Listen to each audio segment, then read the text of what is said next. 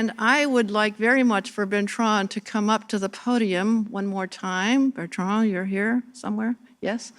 And tell us a little bit about that exhibit, and also if you have any other final comments you want to make. You've been listening all day to people talking about the French, the court, the politicians, the diplomats. So if you have any other thoughts you'd like to express as a result of what you've heard, feel free to do so, and also let us know a little bit about the exhibit.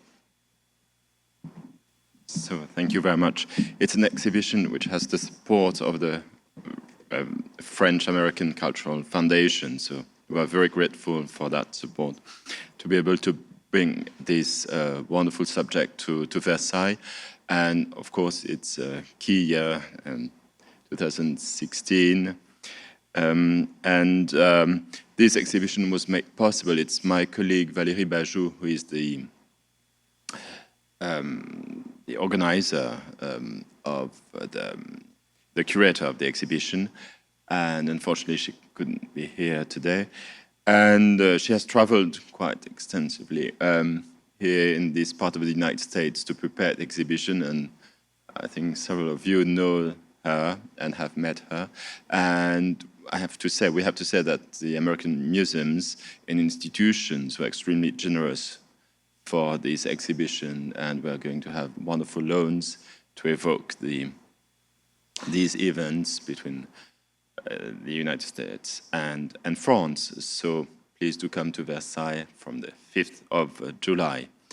It will be held in the Gallery of Battles, where we have this wonderful scenography created by King Louis Philippe in the 1830s when he transformed the Palace of Versailles, the former residence of the kings, which hadn't been lived in since the 6th of October 1789, when he transformed it into a museum devoted to les gloires de la France, the glory of France, of French history, and especially creating this huge gallery, which is twice the length of the Hall of Mirrors, in the south wing of the palace, destroying 2 levels of flats and princely apartments, actually, unfortunately. But this is an amazing collection of paintings, either paintings that had been painted since the 18th century through his regime, through the 1830s, but by very different regimes, from the Ancien Régime, the old monarchy, through the Revolution, to the First Empire, the Restauration, and so on, and paintings commemorating great events and great battles of French history of those years, but then eventually, which couldn't be displayed in official palaces when a new regime arrived.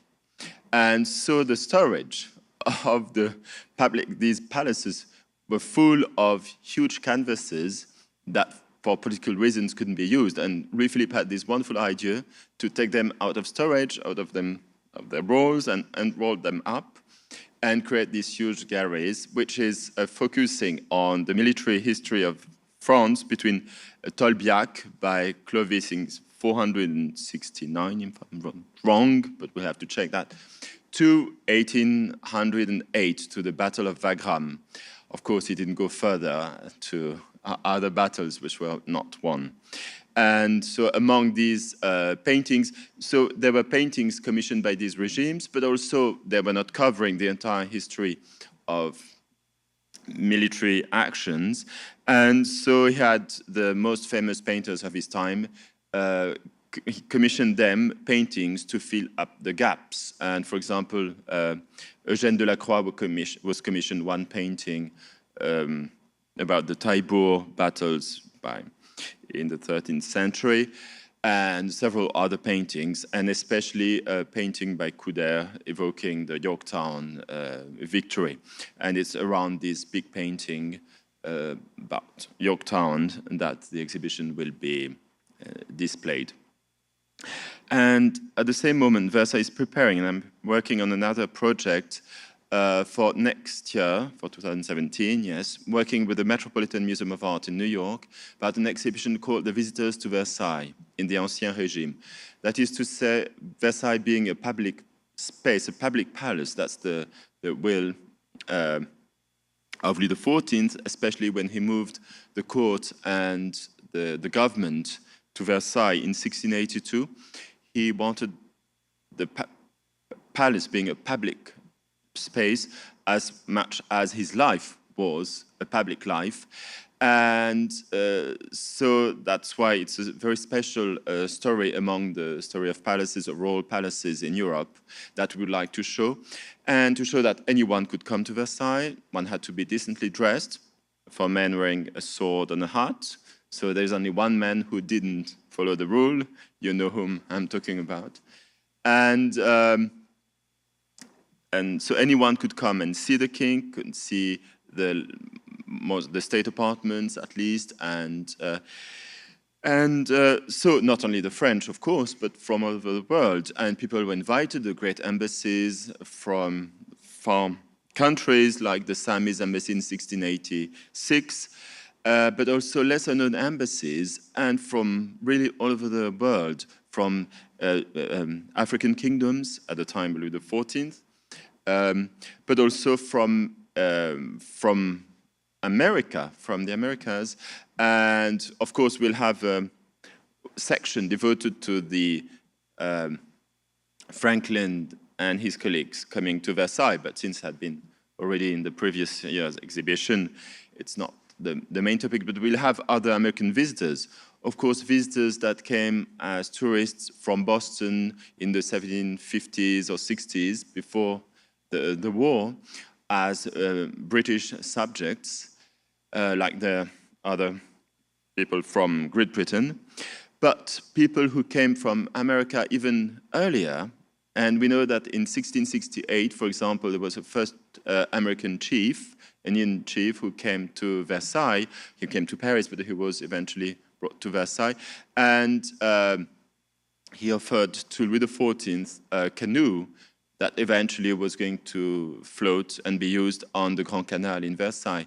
And later on, there were other embassies from American chiefs during the reign of Louis XV, until the last one, I think, if I'm not wrong, in 1754, and with more presence. Unfortunately, these objects are very difficult to identify now in the former royal collections, if they haven't disappeared, but we'll try to show these objects and evoke these Native Americans coming to Versailles in their own right, and to try alliance with the French, to try create alliance with the French, or to protect themselves against the British. So I think that will be an interesting part of the exhibition next year, which is going to be open first in Versailles in October 2017, and then we'll move to the Met in April 2018. So if you don't have the opportunity to come to Versailles next year, you will see it in New York in 2018. So I don't know if... And yes, just one more word. We talk about the impact of this war for independence in the United States, and the impact. But you have, of course, it was very important, and all these debates this afternoon, stressed that very strongly. It was a very deep political encounters between these countries. But in France, you have to add one more layer to that aspect. You have to add the social and the artistic and the fashion aspect. And that could be a talk in its own right. And for example, there was a rage for the type of fashion that Franklin brought to France. It's just plain peasant's brown costume. And whenever there was that type of visit, there was a fashion starting. So French men and ladies want something more elaborate, maybe, most of the time. But in the following years, in 1781, when John Paul Jones was received by Louis XVI and granted a French order, which was quite unknown, I think, in that time, he was very much admired as a great admiral. And he was given a sword by Louis XVI, as well as a medal. And there was a rage for him among the ladies at court, and even the queen, who had been maybe the most reluctant from the members of the royal family to adhere to the sympathy for the American Revolution. She knew from her Habsburg background that was not good for the old monarchy system in Europe. Maybe she had that feeling. But when John Paul Jones, this handsome man, came to Versailles, she said that she would love to hang a feather on his hat. And obviously she didn't do it herself, that was not done, but then there was a fashion of the chapeau à la Jones.